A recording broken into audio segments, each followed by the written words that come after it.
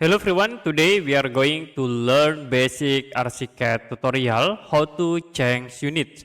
So for example, I will create wall and next you can set the dimension into this wall.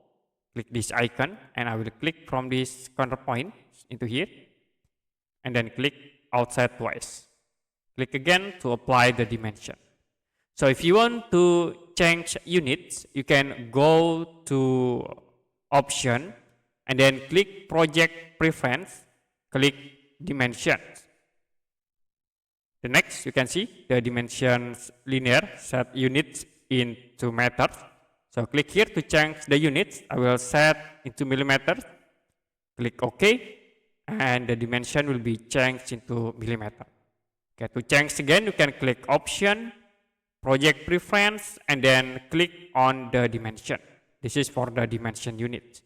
Click again in here and you can set like into feet decimal inch. Click OK to apply. Another option, you also can use the working units by clicking at this option. And then you can set for the length units, area units, volume units, angle units, also for the layout units in here. Okay, that's it for a basic Archicad tutorial, how to change unit.